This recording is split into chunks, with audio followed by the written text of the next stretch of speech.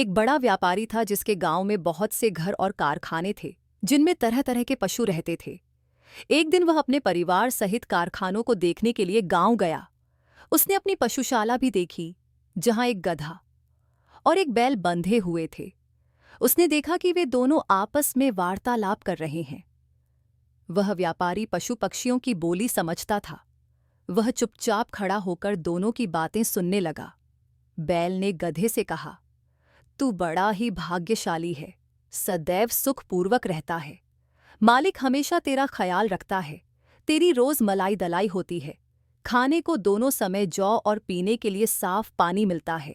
इतने आदर सत्कार के बाद भी तुझसे केवल यह काम लिया जाता है कि कभी काम पड़ने पर मालिक तेरी पीठ पर बैठकर कुछ दूर चला जाता है। तुझे दाने घास की कभी कमी नहीं होती। और तू जितना भाग्यवान है, मैं उतना ही अभागा हूँ। मैं सवेरा होते ही पीठ पर हल लाद कर जाता हूँ। वहां दिन भर मुझे हल में जोत कर चलाते हैं। हलवाहा मुझ पर बराबर चाबुक चलाता रहता है। उसके चाबुकों की मार से पीठ और जुए से मेरे कंधे छिल गए हैं। सुबह से शाम तक ऐसा कठिन काम लेने के बाद भी ये लोग मेरे आगे सूखा और सड़ा भूसा डालते हैं जो मुझसे खाया नहीं जाता। रात भर मैं भूखा प्यासा अपने गोबर और मूत्र में पड़ा रहता हूं और तेरी सुख सुविधा पर ईर्ष्या किया करता हूं। गधे ने यह सुनकर कहा, ए भाई, जो कुछ तू कहता है सब सच है। सचमुच तुझे बड़ा कष्ट है, किंतु जान पड़ता है तू इसी में प्रसन्न है। तू स्वयं ही सुख से रहना नहीं चाहता। तू यदि मेहनत करते करते मर जाए तो भी ये लोग तेरी दशा पर तरस नहीं खाएंगे। अतएव तू एक काम कर, फिर वे तुझसे इतनी मेहनत नहीं लिया करेंगे और तू सूख से रहेगा। बैल ने पूछा कि ऐसा कौन सा उपाय हो सकता है। गधे ने कहा, तू अपने को रोगी दिखा, एक शाम का दाना भूसा न खा और अपने स्थान पर चुपचाप लेट जा। बैल को यह सुझाव बड़ा अच्छा लगा। उसने गधे की बात सुनकर कहा, मैं ऐसा ही करूंगा। तूने मुझे बड़ा अच्छा उपाय बताया है। भगवान तुझे प्रसन्न रखें।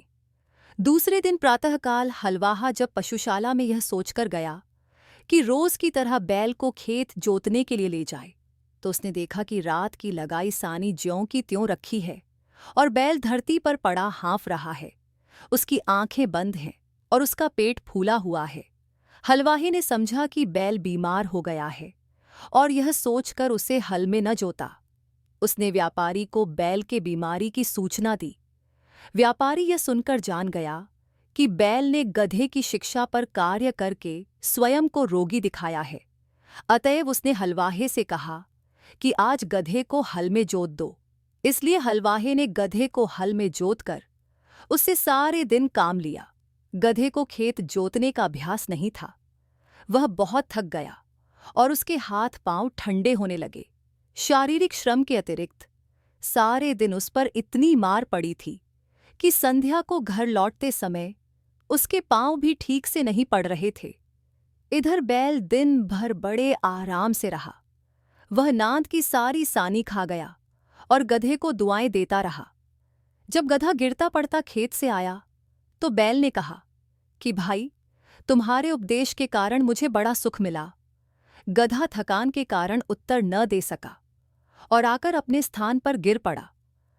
यह मन ही मन अपने को धिक्कारने लगा कि अभागे, तूने बैल को आराम पहुंचाने के लिए अपनी सुख सुविधा का विनाश कर दिया।